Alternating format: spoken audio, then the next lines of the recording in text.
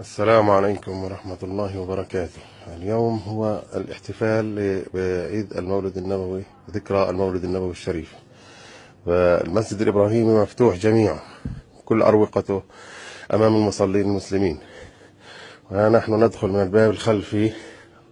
في الأيام العادية ممنوع للمسلمين أن يدخلوا هذا الباب.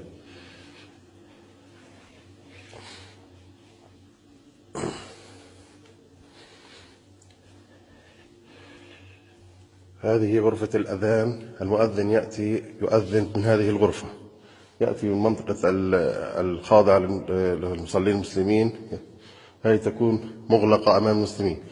يدخل المؤذن من الباب هذا الأمام ويأتي ليؤذن هنا.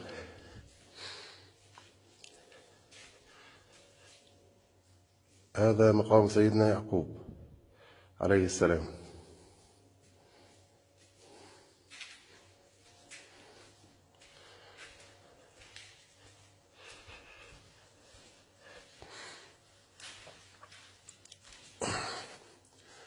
هذا مقام سيدنا يوسف عليه السلام.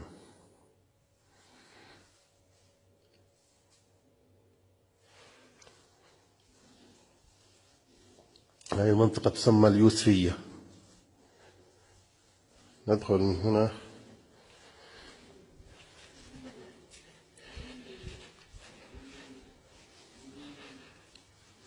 هذا المكان أيضا يكون مع الإسرائيليين في الأيام العادية.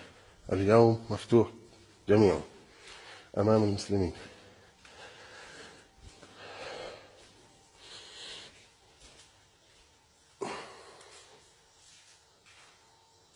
هذا هو مقام سيدنا يعقوب من الداخل، وهذا مقام سيدتنا زوجة سيدنا يعقوب لائقة عليها السلام.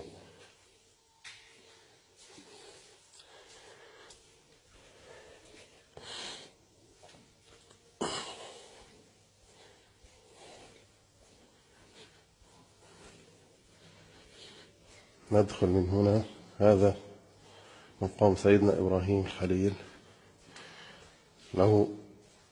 هذا هو مقام سيدنا إبراهيم من 3 جهات مكشوفة، من هنا ومن هنا. هذا هو مقام سيدنا إبراهيم الخليل عليه السلام، وهذا مقام سيدتنا سارة زوجة سيدنا إبراهيم عليه السلام من المنطقة الداخلية.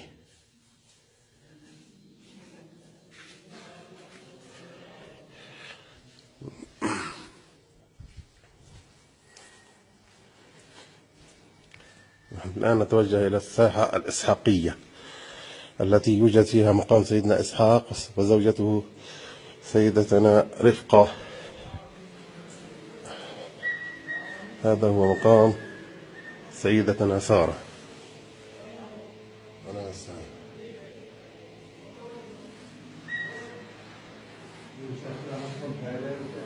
هذه بالخارج تسمى الجوالية. ندخل إلى الإسحاقية من هنا. هذه الساحة الإسحاقية يوجد فيها مقام سيدنا إسحاق وزوجته سيدتنا رفقة عليهم السلام.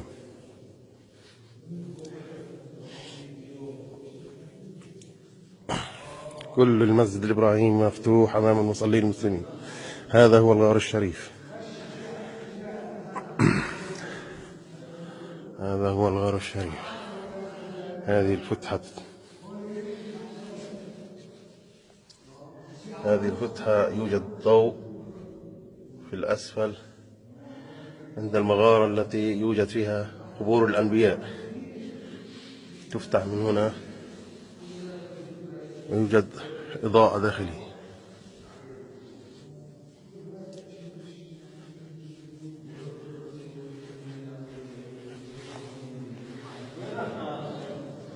هذه مقام سيدنا إسحاق عليه السلام.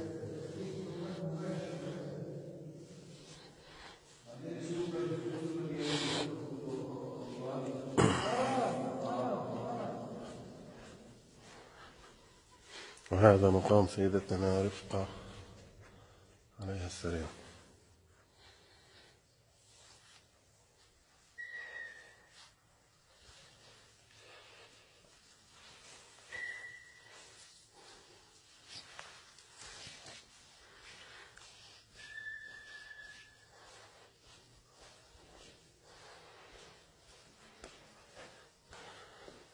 نرجع من المدخل الخلفي إلى مقام سيدنا إبراهيم الخليل.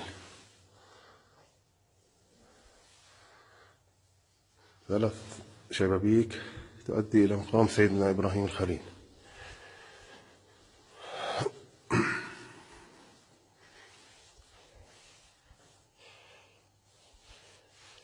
هذه منطقة التي دخلنا منها في الأول هي اليوسفية.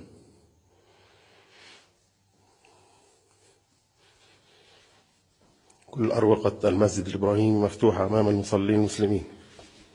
اليوم الاحتفال بعيد ذكرى المولد النبوي الشريف.